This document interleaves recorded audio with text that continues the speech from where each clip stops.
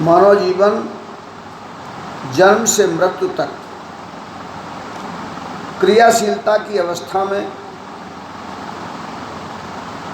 कर्म भोग और कर्म योग के द्वारा अपना जीवन अग्रसर करता रहता है।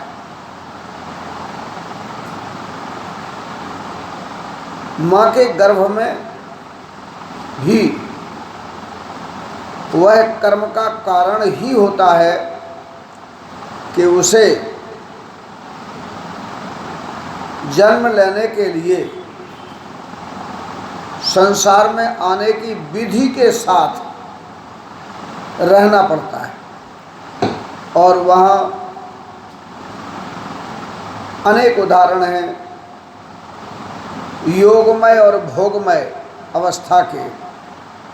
भगवान सुखदेव जी,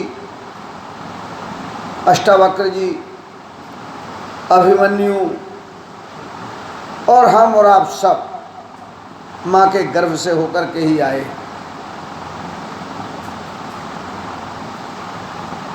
तब कर्म के भाग हैं, एक अच्छा कर्म और एक बुरा कर्म, एक पुण्य कर्म, एक पाप कर्म।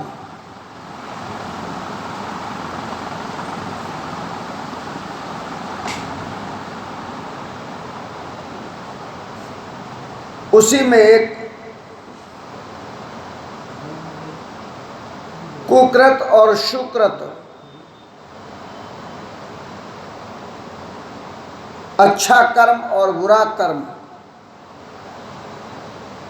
कर्म मीमांसा में कर्म के अनेक विभाग हैं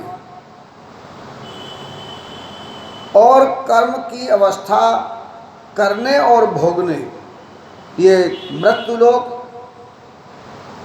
भोग भूमि भी कही जाती है। और यहाँ भोग के लिए ही आकर जीव जन्म लेता है और उसका योग बनता है कि वह परमात्मा को प्राप्त करने के लिए भारतीय सनातन धर्म के चार फल धर्म, अर्थ, काम और मोक्ष के मार्ग से सुपथ पर चार प्रकार के पुरुषार्थ से सालोक्य, सामीप्य, सानिध्य और सायुज्य अवस्था से मोक्ष को प्राप्त करे।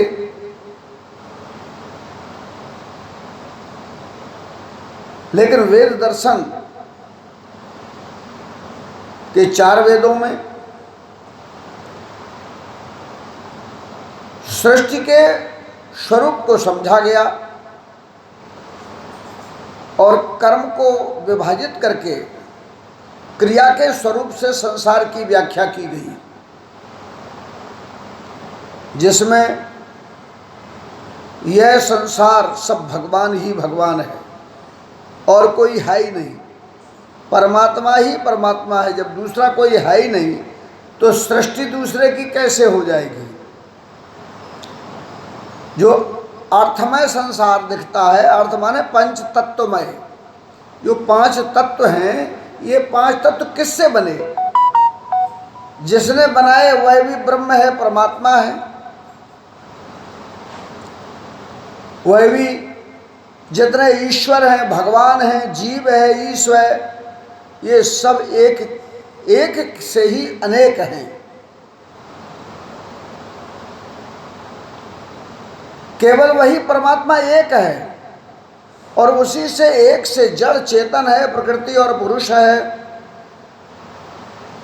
तब विचार भेद से कहा गया सर्वम खल्विदम ब्रह्म इदम सर्वम, माने अर्थमय जो कुछ दिख रहा है ये संसार, अर्थमय माने पंच तत्व से बना यह जो दिख रहा है, अगर इसमें कोई ये समझ ले कि यह सब भगवान ही भगवान है तो भी उसका जो कर्म स्वरूप है वो अभेद हो जाएगा, भेद में भी अभेद हो जाएगा। अगर ये समझ ले कि ये सब भगवान ही भगवान है, इसमें सब भगवान है, कण कण में भगवान है। जैसे विज्ञान कह देता है कि हर कण में एक ही ऊर्जा है, शक्ति है, वही है।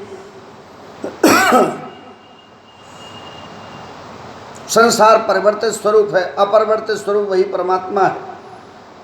ऊर्जा नष्ट नहीं होती, प्रकृति बदलती रहती है, चाहे विज्ञान से देखो चाहे आध्यात्म से देखो। तब एक भाव पैदा होता है। दूसरा होता है ब्रह्म सत्यम जगत मिथ्या। क्योंकि यह संसार बदलता रहता है, इसलिए किसी के स्वरूप को भी जो है स्थिर अवस्था में न देखना उसकी सत्यता को भाषित नहीं करता और वो मिथ्यत्व में चला जाता है, होते हुए भी। जैसे हमारा आपका शरीर है और होते हुए भी नहीं है।